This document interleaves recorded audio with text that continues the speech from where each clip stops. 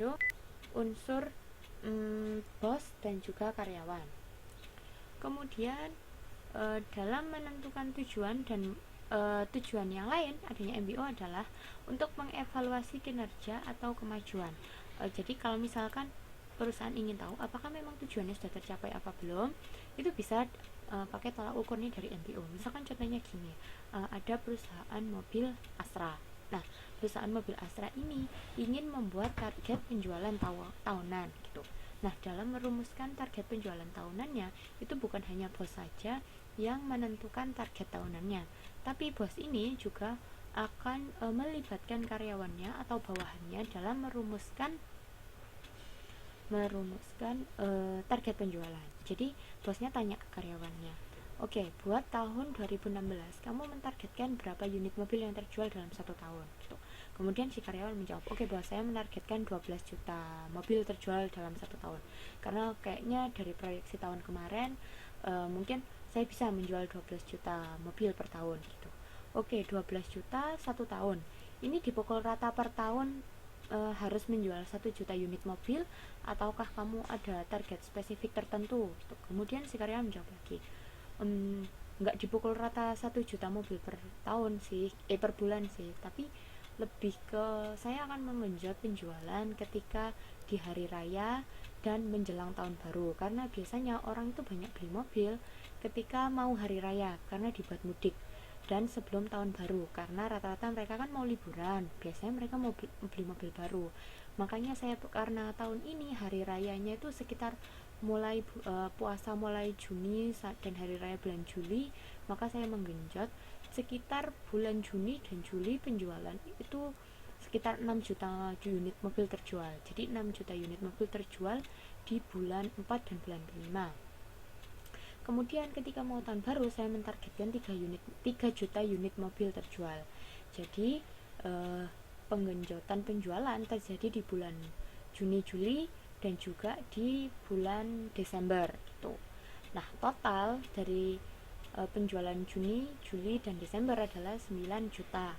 Berarti menyisakan 3 juta unit yang akan dipukul rata targetnya. Jadi dari 3 juta itu dipukul rata ke 9 bulan yang tersisa selain bulan Juni, Juli dan Desember.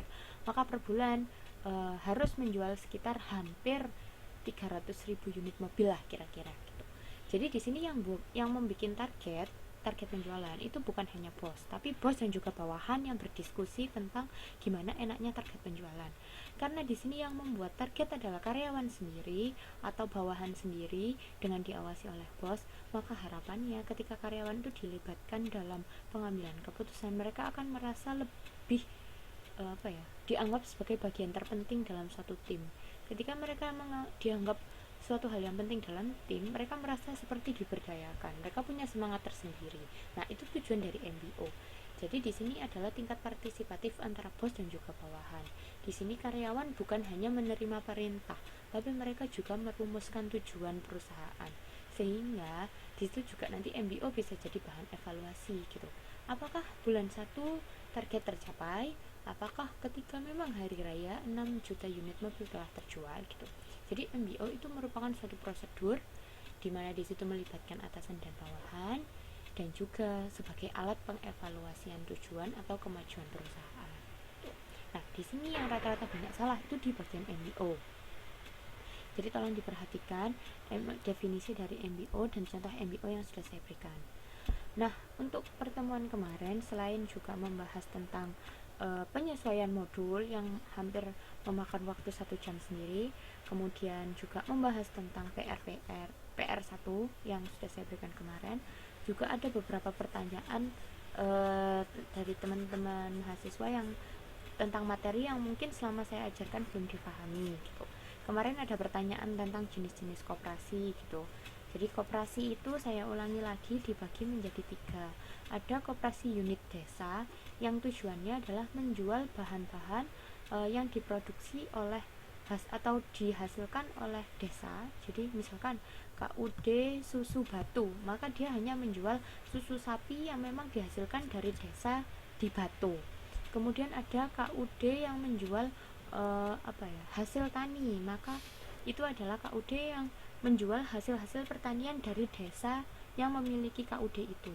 Kemudian jenis koperasi yang lain adalah biasanya koperasi yang didirikan oleh organisasi, kayak misalkan koperasi sekolah atau koperasi universitas terbuka, misalkan kayak gitu. Nah, biasanya yang dijual adalah untuk kebutuhan anggotanya. Kalau koperasi sekolah, maka yang dijual adalah alat-alat tulis gitu. Kalau misalkan ternyata itu koperasi ibu-ibu PKK misalkan kayak gitu, maka di situ adalah yang bisa saja yang dijual kebutuhan bahan-bahan sehari-hari seperti bahan-bahan pokok, beras, gula, seperti itu. Kemudian untuk jenis yang terakhir adalah koperasi simpan pinjam. Di situ adalah memberikan dana pinjaman mikro buat misalkan usaha-usaha kecil. Biasanya kayak gini tuh adanya di kota-kota kalau koperasi simpan pinjam kayak gitu. Nah, itu 3 jenis koperasi yang kemarin sempat ditanyakan, mungkin sempat lupa-lupa. Dan ada juga pertanyaan yang ditanyakan terkait dengan apa bedanya usaha dan bisnis. Kenapa kok bisnis itu selalu identiknya dengan perusahaan besar, sedangkan usaha itu identiknya dengan yang hal-hal kecil gitu. Sebenarnya bisnis itu cakupannya bukan hanya bisnis besar seperti perusahaan besar Toyota atau mungkin perusahaan besar Indofood gitu, enggak. Semuanya itu disebut sebagai bisnis asalkan memang berorientasikan profit. Hanya mungkin ada cakupannya yang kecil dan ada cakupannya yang besar. Toko kelontong pun itu juga bisnis, tapi dia bisnis yang kecil. Nah, kalau usaha itu memang identiknya dengan bisnis kecil. Jadi kata lain dari bisnis kecil adalah usaha, seperti itu. Terus kemudian ada pertanyaan apa lagi ya? Kemarin saya juga menjelaskan tentang sistem mekanisme pasar sih, apa yang dimaksud dengan inflasi gitu. Inflasi itu adalah kenaikan harga secara keseluruhan. Nah, jadi kayak misalkan mungkin harga bahan pokok naik ke semuanya, itu disebut sebagai inflasi. Tapi kalau misalkan yang naik cuma gula aja atau cuma garam aja, maka itu tidak disebut sebagai inflasi. Tapi ketika semua harga bahan pokok naik, maka itu disebut sebagai inflasi gitu. Oke, saya rasa mungkin itu aja yang paling pokok dari pertemuan kemarin adalah terkait dengan pembagian tugas kelompok. Jadi jangan lupa tentang deadline-nya untuk mengumpulkan tugas kelompok. Dan mungkin itu aja yang bisa saya sampaikan. Atas kurang lebihnya saya mohon maaf. Assalamualaikum warahmatullahi wabarakatuh.